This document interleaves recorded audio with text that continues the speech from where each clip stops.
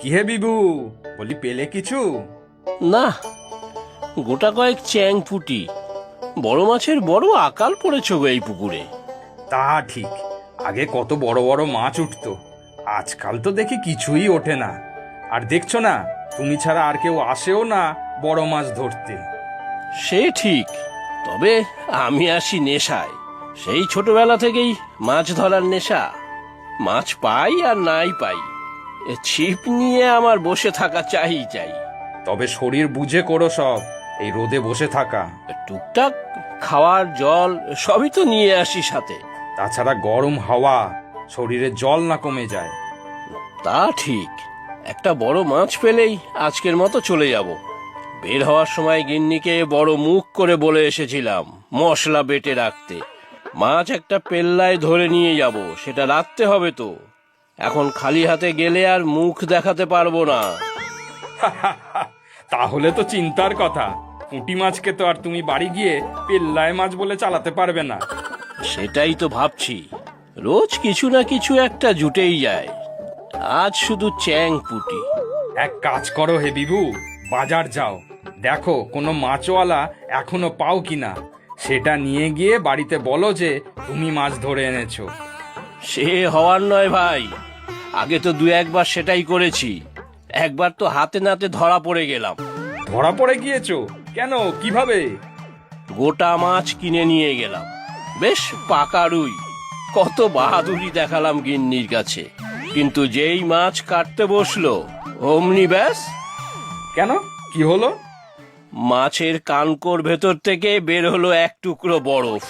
গিন্নি তো রেগে কাই, বরফ দেওয়া মাছ এনে তাকে নাকি বোকা বানিয়েছি। বেশ কয়েক মাস তো আমার মাছ ধরাই বন্ধ করে দিল। ঠিকই তো, পুকুরে ধরা টাটকা মাছ তো আর কানে বরফ গুজে বসে থাকবে না। তারপর অনেক বলে কয়ে এই কদিন ধরে আবার আসছি মাছ ধরতে। যাক, কি আর করবে, আজ যাও এই মাছেই চালিয়ে নাও। পুঁটি মাছের চচ্চড়ি তো আর মন্দ নয়।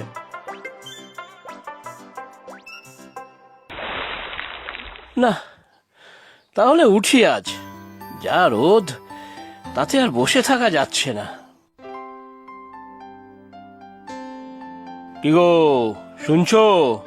একটু জল দাও না, পাটা ধুয়ে ঘরে ঢুকি। ও, তুমি এসেছো? দেখো কি কাণ্ড! কেন, কি হয়েছে?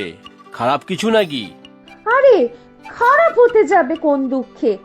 আমাদের নীল বাড়িতে ফিরেছে। কি বললে? নীল এসেছে? কখন? এই তো একটু আগে। কই, কোথায় সে? আহা, সারা রাত জার্নি করে এসেছে। আমি যা ছিল তাই খাইয়ে দিলাম, এখন একটু শুয়েছে। সে ভালো করেছো। কতদিন থাকবে বললো কিছু? কি যে বলো তুমি! ছেলেটা ঘরে এলো এতদিন পরে, আসার সাথে সাথে জিজ্ঞেস করবো নাকি কতদিন থাকবে? আরে না না, আমি কি সেই কথা বলেছি নাকি?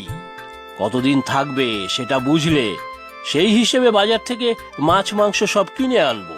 এই যদি বলে কালকেই চলে যাব, তাহলে মনের মতো করে খাওয়াবো কখন?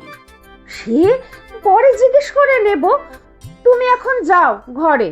অগিন্নি, একটা ঝামেলা কিন্তু হয়েছে। আবার কোথায় কি ঝামেলা করে এলে? তোমাকে নিয়ে কিন্তু আর সত্যিই পারছি না। না না, কোথাও কিছু করিনি। তাহলে এই যে বললে ঝামেলা হয়েছে।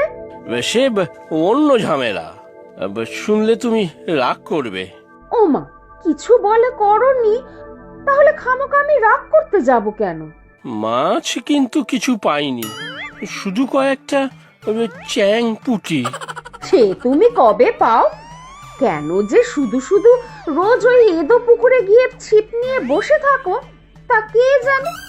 সে তুমি যাই বলো, বড় মাছ আছে কিন্তু ওই পুকুরে। একদিন ঠিক ধরে আনবো, দেখো। আচ্ছা, বুঝেছি, অনেক এলেম আছে তোমার। এবার যাও দেখি ঘরে। খোকা এসেছে, এখন আমার অনেক কাজ আছে।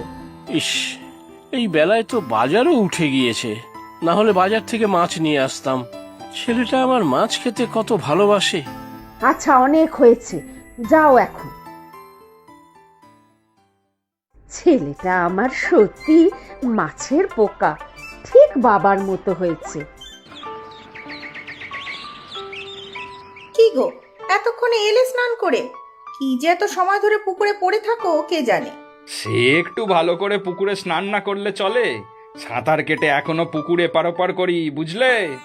তা যা খুশি করো, তবে শুধু তো স্নান করতে যাও না, ওখানে প্রাণের বন্ধু বিভু দাদার সাথে আড্ডা মারতে যাও, সে আমার ভালোই জানা আছে। সে কথা মিথ্যে নয়, বিভু আমার ছোটবেলার বন্ধু, আর সে মোটেই খারাপ লোক নয়। সে আমি বলেছি নাকি? বিভু দাদা খুব ভালো, তবে ওই যে মাছ ধরার